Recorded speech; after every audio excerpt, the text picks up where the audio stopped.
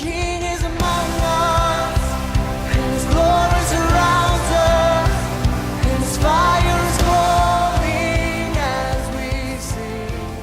Bless those who curse you. Pray for those who ill-treat you. You pray for one another. If someone slaps you on one cheek, God forbid, we'll fetch Lux and Wendell to come and sort you out. Turn to them the other also. If someone takes your coat, do not withhold your shirt from them. Give to everyone who asks you, and if anyone takes what belongs to you, do not demand it back. How many times is like, yeah, I have to pay for your this and this. You better pay me back end of the month. I'm just saying. Do to others as you would have them do to you. I'm speaking now between husbands and wives. Do to others what you would have them do to you. You cannot defeat the spirit with the opposite spirit. I mean, you can only defeat the spirit with the opposite spirit. You can only replace anger with love. Rejection with acceptance. You guys can talk back to me. Amen. Insensitivity with sensitivity. So if you've had a scenario in your house where you're at each other's throats all the time, or maybe you're the guy that goes underground and you just cross at the world, you need to ask yourself, have I been insensitive? Maybe I need to start being a bit more sensitive. Amen. Your tone makes a big difference. Your tone makes a big difference.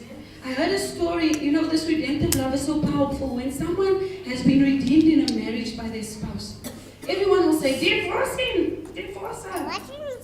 You do not deserve to be with someone like this. But you know how powerful redemptive love is. And I'm not endorsing abuse, okay? Please, I do not endorse abuse at all.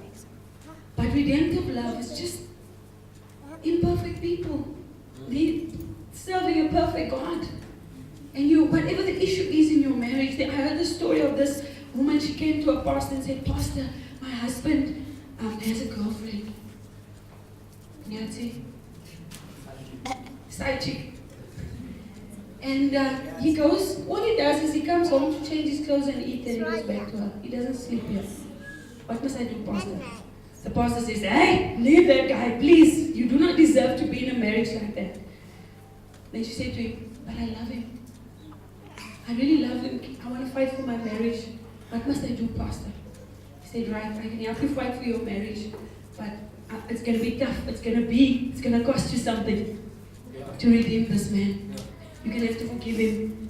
Go home today and cook the best meal that you can cook. And that was one of the things we highlighted yesterday on the needs of men. They need domestic support. They need a safe place. Your house should be a safe place for them. If your husband's spending more time away from home than at home, you need to ask yourself, am I creating the atmosphere that this man needs? So he said to her, go home and serve your husband. Take off the flannel onesie that comes to here.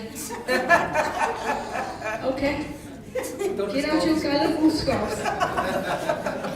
And cook him a meal and serve him.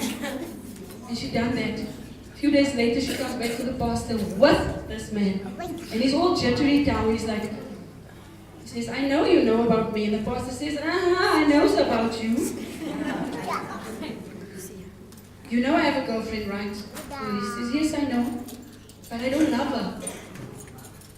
So he says, oh, you don't? You don't love the girlfriend? He says, yeah. Now my wife's being nice to me and now I'm feeling bad.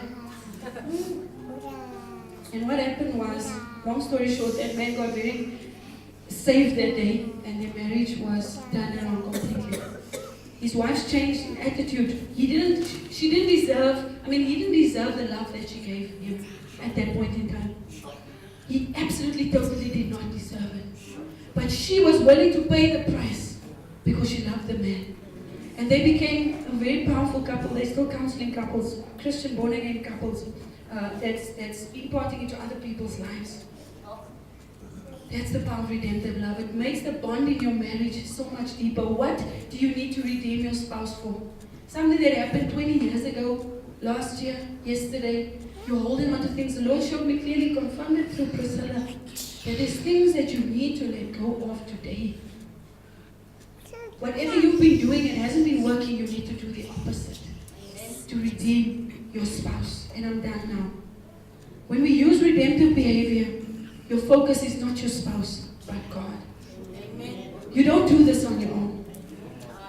Amen, Auntie Jen? We do not do this I'm not doing this for Garth Nathaniel Lee. I'm doing this for the Lord. Because that's what He requires of me. Come on. Amen.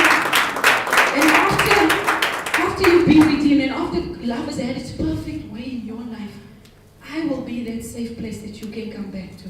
I'm not going to harden my heart towards you. I'm not going to turn my heart away from you. And there's some of you here right now.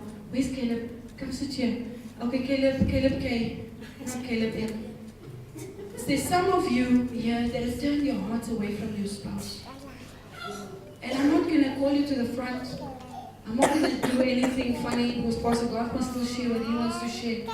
I'm done now, but basically, if that's you, if you've turned, even if you're in a relationship with someone and you've turned your heart away from them, I want to pray for you. Let's just all close our eyes.